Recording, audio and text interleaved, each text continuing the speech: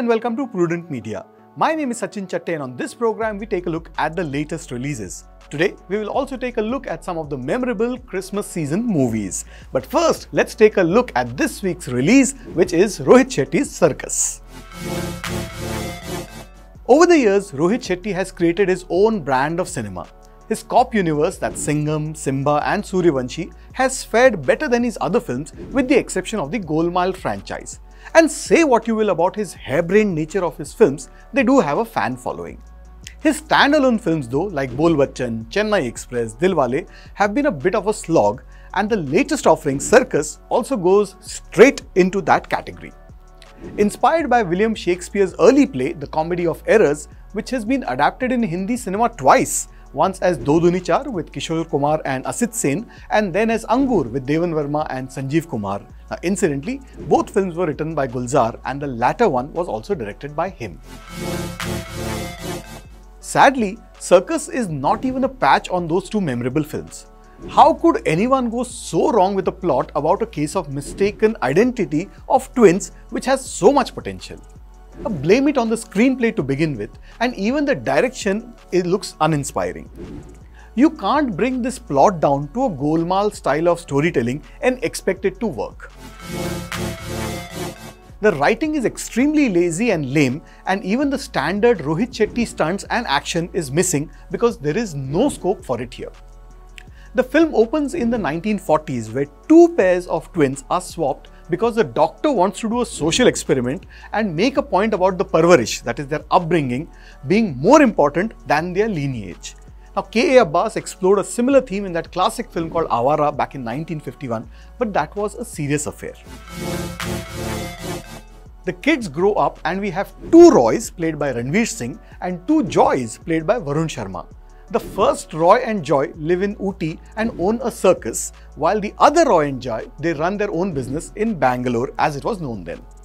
The commonality between the two Roys is that when the circus guy does a gag involving electricity, the other feels the current running through his body and behaves like he is possessed. Not just that, anyone who touches him can also feel the current. That silly gag keeps popping up every now and then. Now, the circus Roy is blissfully married to Mala, played by Pooja Hegde, but they don't have children and he is not keen on adopting one, even though she insists on it. Now, the Bangalore Roy is engaged to Bindu, played by Jacqueline Fernandez, while her father, played by Sanjay Mishra, who is absolutely hilarious as always. Now, he is not convinced that the young man deserves his daughter and hence keeps spying on him all the time. He also gets to say lines like, "Samundar mein susu karne se tsunami nahi hoti." Now, whatever that means. As you would expect, one pair of Roy and Joy is mistaken for the other and all hell breaks loose when the Bangalore pair of Roy and Joy heads to Ooty for a business deal. A gang of thieves led by Momo, played by Siddharth Jadhav, and his two sidekicks, which are called Mango and Chiki, they try to steal the money which Roy and Joy are carrying. Now, some of the scenes involving the trio are better than the rest, but that is not saying much. There are classic songs of the year peppered through the film, including the title music of Johnny Mera Naam by Kalyanji Anandji, which got me interested in the film, but only for a moment. Cirkus had the potential to cater to all categories of the audience, but chooses to stick to the lowest common denominator. Also, in terms of filmmaking and production values, almost everything looks artificial and at times even tacky, something that you don't expect in a Rohit Shetty film. On the acting front, as talented as they are, Ranveer Singh and Varun Sharma both look like they are just going through the motions.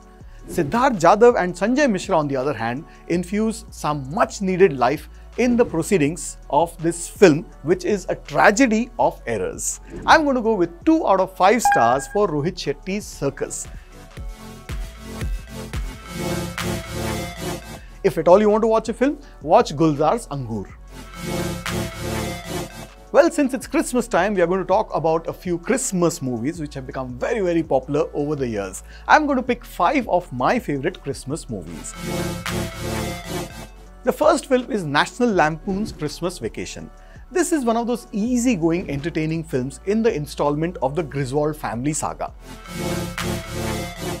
Randy Quaid and Corey Chase are an absolute delight to watch in this film about a family get-together. The critics may not have loved it back then, but over the years it has become a Christmas favorite. The second film here is Gremlins. Now this is not a traditional Christmas movie, but a fun one nevertheless, and it is set during the holiday season, hence it qualifies as a Christmas movie. Joe Dante's comedy about a little monster was quite unique back then, and it still holds good after all these years. The next film on my list is Miracle on 34th Street. Now this film was originally made in 1947 with a Richard Attenborough version in 1994.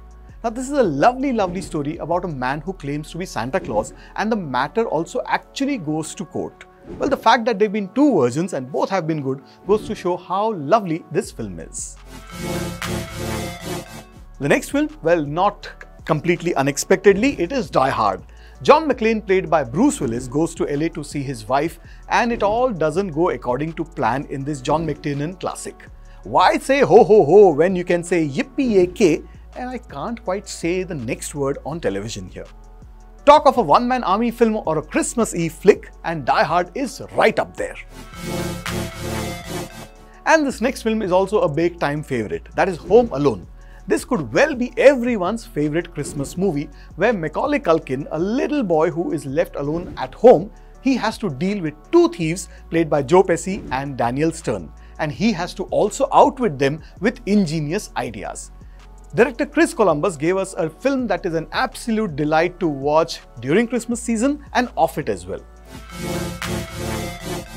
Well, there are a couple of honorable mentions as well, and two of them have James Stewart in it. One is It's a Wonderful Life and The Shop Around the Corner, which was also remade in the 90s as You Got Mail, and there is that Jack Lemmon classic called The Apartment. All three have something to do with Christmas. Well, that's what I thought of the film that was released this week and my favorite Christmas movies.